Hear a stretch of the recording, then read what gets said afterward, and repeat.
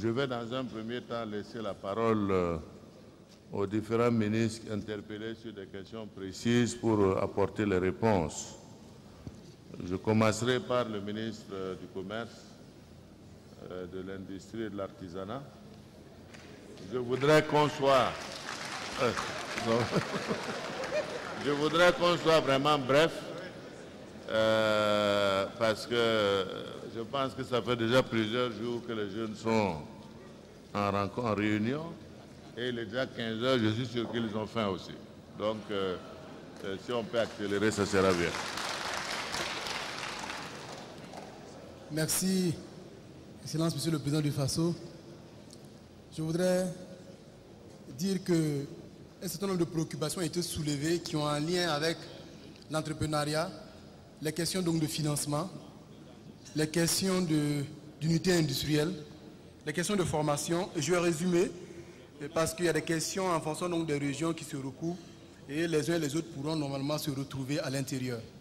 Après, mon département donc est disposé à vous faire passer des documents qui détaillent un peu l'ensemble des éléments que je vais donner ici. Mais comme je vous disais hier, l'ensemble de ces éléments se retrouvent déjà sur MCA TV. Si vous regardez dans votre smartphone, que ce soit sur Play Store ou sur Google Play, vous pouvez bel et bien télécharger l'application comme WhatsApp, comme Facebook, et vous avez l'ensemble donc des informations là-dessus. C'est très simple, ça en est sur le clic. Alors, sur les usines, en particulier les usines de sésame au Mouhoun, les questions donc de pommes de terre à Waïguia, les questions donc de tomates au plateau central, au nord, je vais résumer en disant que nous avons une stratégie nationale d'industrialisation qui vise donc d'accroître la part des produits manufacturés à l'horizon 2021 à hauteur donc de 20%, ce qui va nous permettre donc de transformer ces matières premières-là avec un investissement de 194 milliards. C'est pour cela que je dis, si nous arrivons à garder le cap en mettant l'ensemble des instruments nécessaires, je dis et je répète, en 2023, nous serons un pays industrialisé. Et nous avons développé un programme qui s'appelle One District, One Factory, une région, une usine, qui permet donc à ce que nous ayons des unités industrielles installées dans les régions en fonction donc de la quantité et de la qualité de production des matières premières locales. C'est une réalité.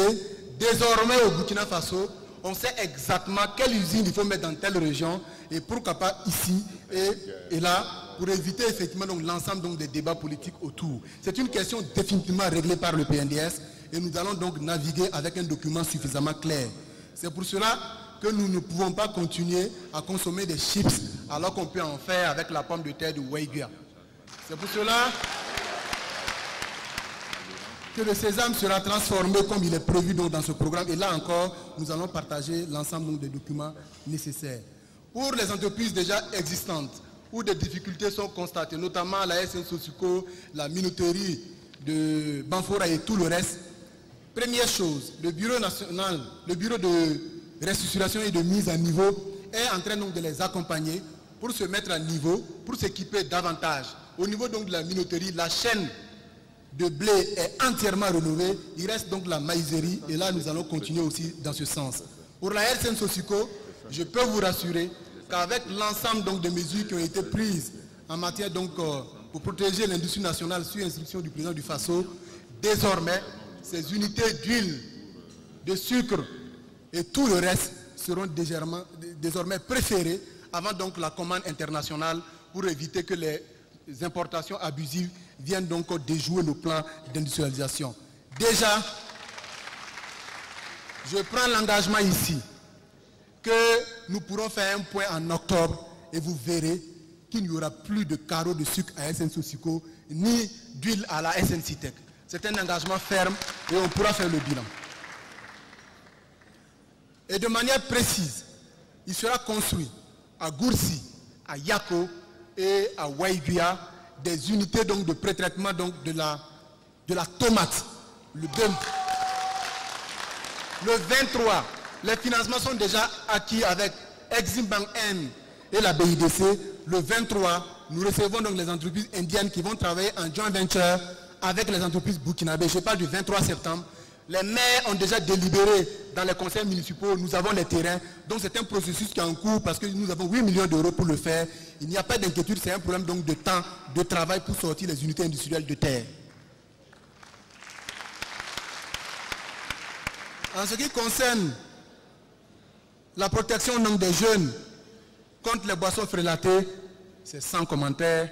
Nous sommes sur le terrain et personne ne pourra continuer à vendre des poisons pour détruire notre jeunesse. Sur l'accompagnement donc des projets, vous avez cité Djibo pour l'entrepreneuriat. Le 20 septembre 2018, nous avons lancé l'initiative pour le renforcement du capital productif des PMI-PME, où nous accompagnons 10 PMI par région à hauteur donc de 130, et ça a été lancé à Djibo. 10 PMI-PME sont accompagnés. Nous n'abandonnons pas Djibo et nous allons repartir toujours à Djibo pour accompagner la jeunesse de Djibo, comme on le fait un peu partout, pour ne citer que Djibo comme ville donc du Sahel. Et du reste, le programme d'urgence du Sahel et le PADEL qui est développé par le gouvernement intègre l'ensemble donc de ces questions-là au niveau donc de toutes ces régions, et le Sahel, le Nord sont des régions qui en bénéficient. C'est un des projets qui sont conduits par le ministère donc des Finances. C'est assez précis, c'est assez clair, vous pouvez le constater sur le terrain. Sur la création donc d'emplois à Bobo-Dioulasso, comme vous l'avez indiqué, je peux vous dire, le président du Faso a visité l'usine Simaso hier, c'est un exemple concret. Courant ce mois d'octobre, l'usine Simaf va inaugurer à Bobo-Dioulasso ici, c'est un exemple concret. À travers l'initiative ANACAD, nous allons construire une unité de référence en matière d'ANACAD à Bobo-Dioulasso ici. Le terrain est déjà écrit, obtenu au niveau donc de l'ancien site du projet ALOC, c'est vérifiable. Ce sont des choses qui vont démarrer en 2020. Je peux vous rassurer qu'avec l'augmentation de la production cotonnière, la Sofitex va disposer donc de plus de graines de coton. Les unités industrielles du Léry vont se renforcer. Tous ceux qui sont dans les services vont pouvoir créer des activités supplémentaires et les emplois repartiront dans la belle cité de Sia. Parce que tout simplement, Bobo doit toujours garder le slogan Bobo Kadi. En ce qui concerne la diaspora, vous avez souhaité qu'on ne vous oublie pas en matière d'accompagnement et de financement de vos projets. Son Excellence, Monsieur le Président du Faso, disait tout à l'heure que l'Agence pour le financement des PME vous accompagne. Avec le ministère en charge donc, de Burkinabé de l'extérieur, nous sommes en train de finaliser un projet qui est une recommandation donc, du forum qui a eu lieu pour la diaspora. Et nous allons financer au même titre les projets des ressortissants de Burkinabé de l'extérieur, comme on le fait au plan national, parce que même si vous n'êtes pas au pays, vous êtes des Burkinabés au même titre que les autres, vous pouvez désormais rester tranquille à ce niveau. Je vais aussi vous rassurer que nous impliquons la diaspora à travers donc l'opération B50, c'est-à-dire c'est des rencontres que nous organisons avec le monde de la création des entreprises de la diaspora à chaque fois que nous sommes dans un pays pour faire la promotion des exportations et la commercialisation donc de produits burkinabés. Du reste, comme vous êtes donc des geeks, ou j'allais dire des amoureux de l'internet, à partir de fin novembre, vous pourrez aller sur le PEB. C'est un portail qui s'appelle Porte d'entrée au Burkina Faso, où vous allez pouvoir demander et obtenir des actes sur des licences d'affaires, sur la création d'entreprises. Et lorsque nous pourrons vous les envoyer électroniquement, nous allons signer un accord avec la Poste pour vous envoyer. Vous n'aurez plus besoin de vous déplacer pour venir faire des documents parce que le PEB sera lancé d'ici fin novembre. Sur le terrain, avec la mise en œuvre de la charte des PME et la loi d'orientation des PME, désormais, 15% des marchés publics sont réservés aux PMI-PME. Donc je pense que votre demande d'atteindre 25%, nous sommes déjà en route avec 15%. Et le ministère des Finances a déjà signé l'ensemble des décrets et les arrêtés. Désormais, 15% des marchés publics sont laissés à la jeunesse. Et pour vos projets, avant le régime du Code des impôts était réservé aux grands investissements de plusieurs milliards et les gens ne bénéficiaient pas des avantages. Désormais, le régime A, il fallait investir 100 millions et créer 20 emplois pour bénéficier du Code des investissements. Avec les directives de son Excellence Monsieur le Premier ministre sur la mise en œuvre du Code des investissements, oui, désormais, vous investissez 25 millions, vous créez 4 emplois et vous bénéficiez des avantages du Code des investissements comme les grands entrepreneurs.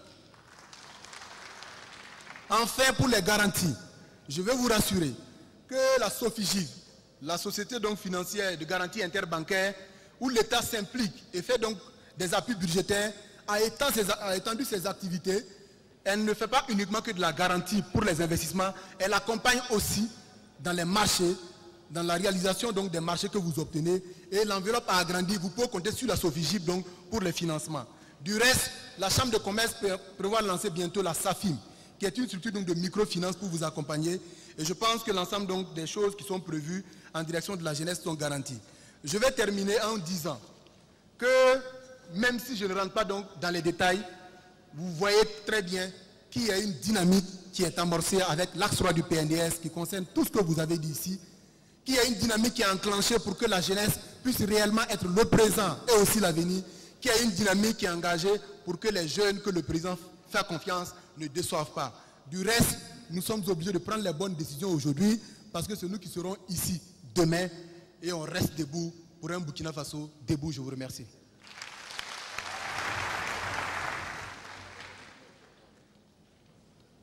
Je vais demander au ministre de la fonction publique de prendre la parole également. Fonction publique, de modernisation.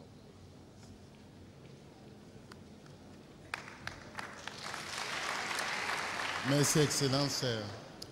Excellence, je vais essayer d'aller très rapidement. Je voudrais noter que pour ce qui concerne le stage militaire, le président du FASO est déjà le champion de cette politique et tout à l'heure à 16h, il va présider la cérémonie de sortie de 948 premiers stagiaires de l'ENAM qui ont passé 45 jours au camp militaire de Bobo. Sur le point relatif au recrutement des personnes vivant avec un handicap, c'est un engagement du président du FASO qui se matérialise et se consolide d'année en année. L'année dernière, 34 postes avaient été ouverts pour les personnes vivant avec un handicap et le concours se fait entre ces personnes qui vivent avec un handicap. Les postes ont été ouverts pour les emplois du ministère des Finances, la fonction publique, l'action sociale et sur les 34 postes ouverts, 25 ont pu réussir au concours. Pour cette année également, il y a 34 postes qui sont ouverts spécifiquement pour les personnes qui vivent avec un handicap, indépendamment du fait qu'ils participent aussi aux concours qui sont lancés pour tous les Burkinabés.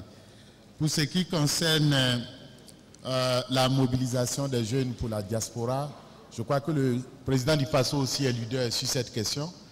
Et nous avons mobilisé des jeunes qui sont spécialisés dans la nanotech. Ce sont des jeunes burkinabés qu'on trouve dans de grandes firmes internationales qui se sont mobilisés pour nous aider à faire répondre aux besoins de la numérisation de la fonction publique. Et je peux vous assurer que pendant leur séjour ici, il est prévu qu'il y ait une rencontre avec des jeunes burkinabés à l'effet de procéder à un transfert de technologie en matière de digitalisation. Sur le point relatif au stage, le Conseil des ministres, en sa dernière séance d'avant-hier, a autorisé des réformes au niveau du ministère de la fonction publique. Et parmi les grandes innovations, il est entrevu la création d'une direction qui va se charger du stage, des pré-emploi des jeunes au sein de la fonction publique. Donc on espère qu'à partir de janvier, des stages seront offerts aux jeunes étudiants, à ceux qui n'ont pas d'emploi. Et ça va être un stage de 3 mois qui pourra être renouvelé au maximum 2 fois dans l'année. Et ce stage-là ne pourra pas se faire au-delà de 3 ans. Et ça va être des stages assortis de certification, comme ça se fait dans des grands pays pour permettre déjà aux jeunes diplômés d'avoir leur premier pré-emploi. Sur la question de la numérisation de la fonction publique, pour ceux qui ont suivi le Conseil des ministres du 20, il y a des grands chantiers qui sont en tout cas en train d'être mis en œuvre en ce qui concerne la fonction publique numérique. Je peux vous assurer que dans la dynamique de l'organisation des concours, dont la partie dépôt a été numérisée pour vous alléger les souffrances, il y a de grandes perspectives et je pense que nous prenons conscience de la nécessité de nous adapter au nouveau mode d'organisation du travail qui ont conduit à désunir l'unicité du lieu de travail et de la réalisation des emplois. Donc, au niveau de la fonction publique, je peux vous rassurer que des initiatives sont prises pour associer les jeunes. Excellence, voilà rapidement ce qui pouvait être présenté. Merci. Merci. Infrastructure.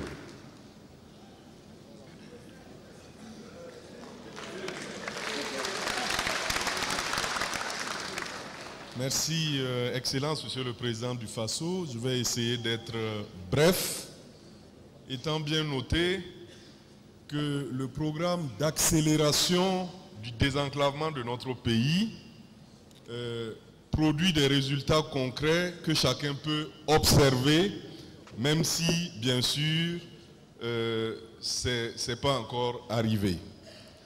Alors, j'ai noté une préoccupation importante au niveau de la région des Cascades concernant la route Banfora-Mangodara et la route nationale numéro 11, Orodara-Banfora-Sideradougou-Gawa.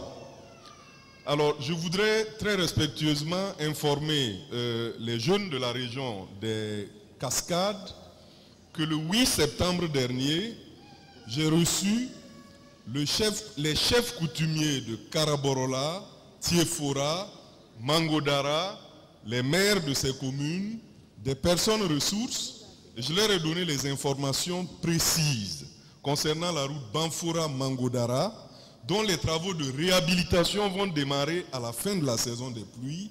L'entreprise a déjà été sélectionnée. Cela a été publié dans la revue des marchés publics. Pour ce qui concerne la route nationale numéro 11, je leur ai expliqué également que notre partenariat avec la République populaire de Chine permettra très probablement à cette route d'être la première route bitumée sur financement de la République populaire de Chine. Parce que les études techniques ont été faites, l'évaluation financière a été également faite et la requête a été officiellement adressée à la Chine. Et donc, nous attendons tout simplement l'approbation de cette requête que son Excellence le Président du FASO suit avec beaucoup d'attention et il suit également de près. Alors, pour ce qui concerne la route Kongoussi-Djibo, c'est vrai que c'est un chantier prioritaire qui a connu et qui connaît encore quelques difficultés, puisque vous savez que la première phase a été, le premier lot est terminé, le second lot est pour le moment suspendu à cause des raisons que vous connaissez, et nous travaillons avec le bailleur de fonds pour régler ces différentes préoccupations. Nous travaillons aussi avec les ministères en charge de la sécurité et de la défense pour permettre à l'entreprise de se redéployer. Alors, à l'allure où vont les choses dans ce secteur des routes, d'ici 2050, et je souhaite que vous soyez là, chacun d'entre vous aura le goudron devant sa porte. Merci beaucoup. Le Sahel. Le Sahel. Tu as parlé de ça? Bon, ok. Agriculture, rapidement, sur le programme. Merci, Excellence. Et je voudrais dire qu'au niveau de l'agriculture... Je voudrais dire qu'au niveau de l'agriculture, nous avons distribué un magazine qui va vous permettre tous les trimestres de pouvoir bénéficier de 10 business models dans le domaine agricole pour que vous puissiez vraiment vous en inspirer. Et ce que je voudrais ajouter, c'est que nous sommes en train de travailler pour mettre en place un modèle de développement agricole d'une valeur de 23 millions qui va permettre aux jeunes de pouvoir produire de façon continue par la maîtrise totale de l'eau pour au moins 50 tonnes de céréales, 60 tonnes de légumes, et cela de façon continue. Et je voudrais dire qu'avec le président du FASO nous a instruit Et un certain nombre de projets vont démarrer au niveau de, à partir d'octobre 2009 et jusqu'en 2020, de très très grands projets, dont le premier est le programme de résilience et de compétitivité agricole, dont le financement pour l'entrepreneuriat des jeunes est de 50 milliards de francs CFA. Et cela va permettre de créer 2950 micro-projets pour les jeunes. Deuxièmement, nous avons un autre grand programme qui va permettre, c'est le projet d'appui à la promotion des filières agricoles, qui va permettre de créer pour les jeunes un certain nombre d'emplois, 2400 entreprises micro-rurales dans le domaine agricole. Et le troisième, c'est le projet d'appui aux filières agricoles dans la région du Boucle du Monde, des Cascades, des Hauts-Bassins et du Sud-Ouest, qui va permettre de mettre à la disposition des jeunes 33 milliards de francs CFA pour la création de 2400 entreprises rurales pour les jeunes. Et enfin, nous avons un autre programme qui est le programme d'appui à l'agriculture contractuelle. C'est-à-dire que c'est un programme qui va permettre de booster l'entrepreneuriat agricole et faire en sorte que, quelle que soit la production que vous faites, c'est déjà contractualisé et c'est acheté par des entreprises, acheté par des privés, par des transformateurs. Et cela va permettre de créer au moins 1500 emplois pour les jeunes. C'est pour vous dire que dans le domaine agricole, on voudrait vraiment encourager les jeunes à venir dans ce domaine parce que c'est l'avenir. L'avenir du Burkina, c'est l'agriculture. Donc vous êtes tous invités et de prendre attache avec les 13 directions régionales de l'agriculture pour avoir toutes ces informations. Parce qu'il y aura ces fiches de projet et vous montrer comment vous pouvez avoir accès à ces fonds. Parce que c'est un fonds global de 150 milliards de francs CFA qui sera mis à la disposition pour la création d'entreprises au profit des jeunes. Voilà, je vous remercie. Merci. La culture. Culture.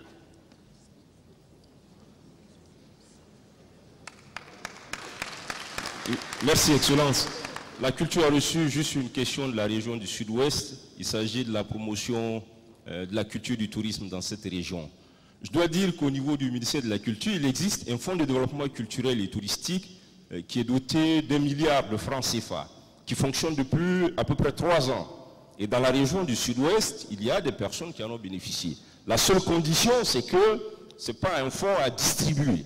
C'est un fonds, lorsque vous voulez le solliciter, il faut monter des projets parce que le fonds vise à structurer le secteur de la culture et du tourisme. Deuxième élément, c'est que le gouvernement investit beaucoup pour la reconnaissance des ruines de l'Europénie qui sont inscrites, comme vous le savez, au patrimoine mondial. Donc, il y a quelques difficultés, mais mon collègue des infrastructures vient de régler le problème. Il y a un problème d'accessibilité, mais il vient d'indiquer ici que la voie qui mène à l'Europénie va très bientôt être bitumée. Donc ça va résoudre en gros le problème de l'accessibilité. Mais en temps, je dois dire qu'il a fait des efforts pour améliorer évidemment l'accessibilité à cette zone. Mais le problème qu'on a, et c'est ce que nous avons déjà indiqué, c'est que nous devons changer de mentalité. Pour promouvoir le tourisme, il faut que nous acceptions voyager dans notre pays, alors que nous avons tendance à voyager vers l'extérieur. Troisième élément en termes d'investissement, le gouvernement a investi dans la réhabilitation de la salle de cinéma. Ça fait 1 an que la salle de cinéma est fonctionnelle au plan technique. Mais c'est un bien qui a été rétrocédé à la commune de Gawa qui ne fonctionne pas. Ce n'est plus la faute du gouvernement, il faut vous adresser directement au maire de Gawa pour qu'il vous donne des explications. Voilà ce que je peux vous dire. Voilà. Merci. Merci beaucoup. Bien.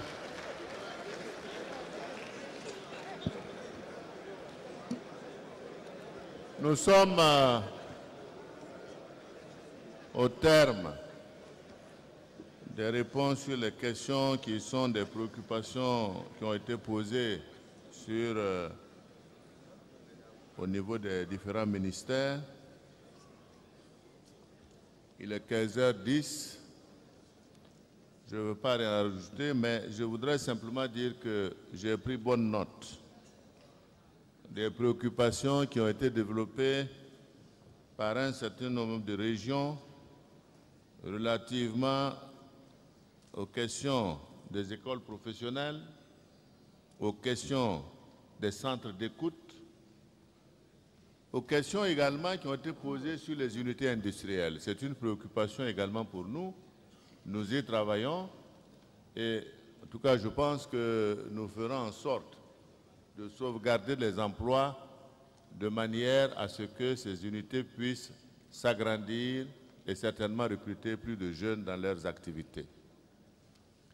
J'ai noté également le volontariat, parce que le Burkina Faso, vous vous rappelez, sous la Révolution, la jeunesse a été également l'acteur de réalisations importantes. Parmi ces réalisations, il y a eu la bataille du Rail qui a engagé les jeunes des villes et des provinces dans la réalisation de ce grand chantier. C'est pourquoi j'en prends acte de manière à ce que nous puissions, dans les grands chantiers, interpeller la jeunesse à venir également apporter sa contribution à leur réalisation. Je voudrais saluer la présence de la diaspora et des étudiants qui sont au Burkina Faso et dire que, en tout état de cause, le Burkina Faso, comme partout, a besoin de tous ses fils pour bâtir le pays. Que ce soit ceux qui sont dedans, que ce soit ceux qui sont dehors. C'est le fait justement que chaque fois que nous voyageons, nous rencontrons nos frères qui sont à l'extérieur et nous discutons avec eux pour qu'ils viennent investir dans leur pays. Parce qu'on dit quand tu dors sur la natte de ton voisin, il faut considérer que tu dors à terre.